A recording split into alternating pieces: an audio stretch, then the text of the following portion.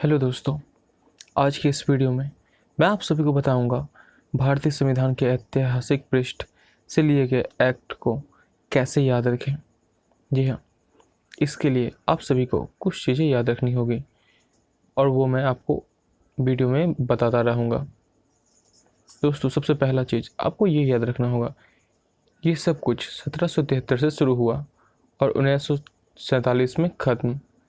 अब उसके बाद इसको मैंने दो भागों में बांट दिया है, पहला 100 साल का और दूसरा 74 साल का। दोस्तों, ये 100 साल का, इसमें आपको 1773 से 1873 तक का सारा अधिनियम देखने को मिलेगा जो कि लूसेंट में दिया गया है। और उसके बाद ये 74 साल में, इसमें आपको 1873 से 1947 तक का देखने के लिए मिलेगा। पहले बात कर लेते हैं 100 साल में आए गए अधिनियम के बारे में, यानी 1773 से 1873 तक के बीच का। तो दोस्तों, मान लीजिए मैंने एक टाइम मशीन बनाया और फिर उसके बाद उस टाइम मशीन से बैठकर मैं 20-20 साल का जंप ले रहा हूँ। सबसे पहले मैं 1773 में गया, वहाँ से 20 साल का जंप लिया और पहुँचा 1793। उसके बाद फिर से 20 साल का जंप लिया और पहुँचा 1813। फिर से 20 साल का जंप लिया और पहुँचा 1833। फिर से 20 साल का पहुँचा 1853 और फिर से 20 साल का पहुँचा 1873। ये सभी देखिए 20-20 साल का जंप लिया गया है और ये टोटल पूर गया 100 साल, यानी 1773 से 1873 तक के बीच का समय 100 साल, पूरा 100 ईयर्स। अब बात कर लेते हैं इन 74 साल के बारे में। दोस्तों, ये इन 74 सालों में कितने एक्ट आए हैं, ये ट्रिक भी आपको इसी माध्यम से बताया जाएगा। लेकिन ध्यान देने वाली बात है कि वो जो टाइम मशीन था जिससे कि हम लोग 20-20 साल का जंप ले रहे थे, वो 1873 में जैसे पहुँचे तो उसके बाद उसमें थोड़ी सी कुछ खराबी आ गई, जिससे कि वो अगला कदम 19 कदम लिया और हम लोग पहुँचे 1892 में। 1892 पहुँच कर हम लोगों ने मशीन को ठीक किया। तो उसके बाद हम लोगों ने एक नया ही ट्रिक को ढूंढ लिया, जिससे कि हम लोग, जैसे ये मेरा 1919 में पहुँचेंगे 27 कदम लेकर। 27 कदम कैसे, 20 कदम तो ये पहले लेता था, यानी 20 साल का जंप लेता था और फिर उसके बाद 7 कदम इसमें एक्स्ट्रा लगा। क्यों? क्योंकि ये इसका 1919 तक पहुंचने का 7वां कदम था।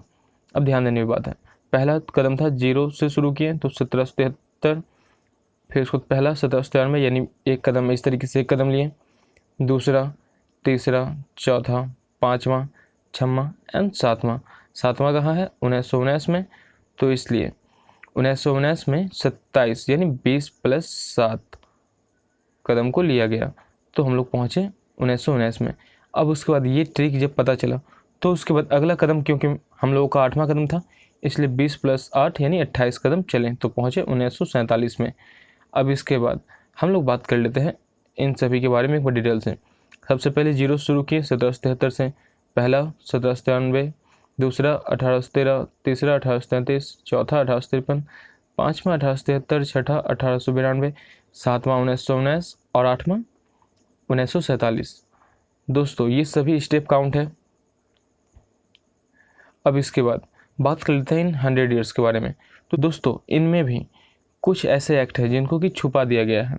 तो चलिए, इन दोनों के बीच में 20 साल का गैप था, इनके बीच में भी, इनके बीच में भी, इनके बीच में भी और इनके बीच में भी। लेकिन ये 1773 और 1793 के बीच में 2 एक्ट छुपे हुए हैं।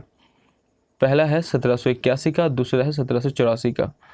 आपको बस कंटिन्यू बस ये याद रखना है 81 एंड 84 इन दोनों के बीच में। दूसरा चीज़ आपको ये याद रखना है। अब इसके बाद ध्यान देने की बात है, 1793, 1813, 1837, 1853, इन चारों के बीच में कोई और एक्ट नहीं है एक्स्ट्रा, ठीक ना। इसके बाद ये 1853 और 1873, इन दोनों के बीच में भी 2 एक्ट छुपे हुए हैं। ध्यान देने की बात है, पहला के बाद 2 था और यहाँ अंत में जो सबसे लास्ट वाला है उसके पहले भी 2 एक्ट छुपा हुआ था। यहाँ 1853 था, 1853 से 5 कदम आगे यानी 1858 और फिर इसको इससे 3 कदम आगे 1861। ध्यान देने वाली बात एक और है, ये 1781 है, इससे भी 3 कदम आगे चलें तब 1784 पहुँचे। यानी आपको बस ये याद रखना है कि यहाँ पर 1781 है और यहाँ पर ये कि ये 5 कदम है और बाकी +3 यहाँ भी करना है, +3 यहाँ भी करना है। अब इसके बाद दोस्तों, ये चारों आपको ऐसे ही सिंपल छोड़ देना है।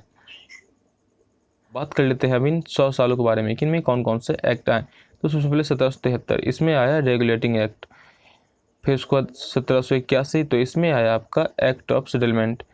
फिर उसको तीसरा है 1784 तो इसमें आया आपका पिट्स इंडिया एक्ट। इसके बाद 1793 तो इसमें आया आपका चार्टर एक्ट। लेकिन ध्यान देने बात है 1793, 1813, 1833, 1853 ये चारों देखिए एक साथ है, इन चारों के बीच में कोई भी गैप नहीं है और ये चारों एक ही एक्ट है, मतलब चार्टर 1, चार्टर 2, चार्टर 3, चार्टर 4 इस तरीके से इसको कह सकते हैं, इसलिए इन सभी का नाम है चार्टर एक्ट। ठीक है, चार्टर एक्ट। अब इसके बाद आगे आता है यहाँ पर 1858। तो 1858 में आपका भारत शासन अधिनियम, क्योंकि 1857 में हुआ था क्रांति जिसके परिणाम स्वरूप यहाँ पर भारत शासन अधिनियम को लाया गया था। भारत शासन अधिनियम जैसे ही आया उसके 3 साल बाद यानी 1861 में आपका आया भारत परिषद अधिनियम। उसके बाद सबसे लास्ट बचा 1873। तो ये 1873 क्योंकि 100 साल पूरा हो चुका था, 100 साल पूरा होने की खुशी में यहाँ पर 1873 का एक अधिनियम बनाया गया जिसे नाम दिया गया 1873 का अधिनियम। अब बात कर लेते हैं उन 74 सालों के बारे में कि उनमें से कौन कौन से एक्ट लिए गए। तो ये था 1873। तो 1873 से 3 साल आ गए यानी +3 करके हम लोग पहुँचे 1876। अब दोस्तों यहाँ पर 1892 है, लेकिन यहाँ से हम लोग आगे न जा करके हम लोग 1919 से पीछे आएंगे और 10 साल पीछे आएंगे तो पहुँचेंगे 1909 में।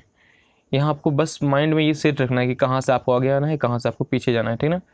उसके बाद 1919 और 1947 इन दोनों के बीच में था 1935। ये आपको जनरली अपने माइंड में याद रखना है क्योंकि 1935 का काफ़ी सारा भाग हम लोगों के संविधान में आया है, तो ये तो आपको याद रखना ही होगा। अब इन 74 साल में आए एक्ट के नामों के बारे में समझ लेते हैं। दोस्तों सबसे पहला आपका 1873 में आया 1873 का अधिनियम, जो कि 100 साल पूरे होने के उपलक्ष्य में एक तरीके से मतलब ट्रिक के माध्यम से याद रखने का बस तरीका है, बाकी वो किस लिए आया था वो अगले वीडियो में मैं आपको बताऊंगा।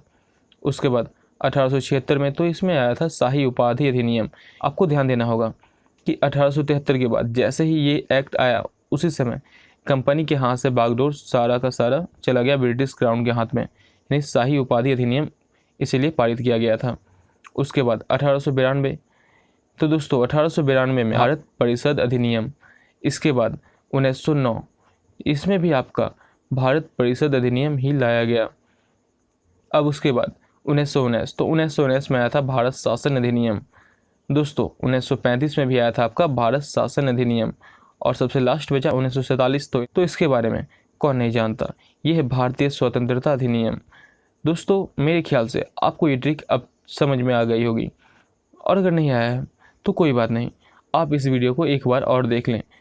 और अगर आपको ये ट्रिक पसंद आया हो तो वीडियो को लाइक करें, चैनल को सब्सक्राइब करें और बेल आइकन दबाना ना भूलें। धन्यवाद।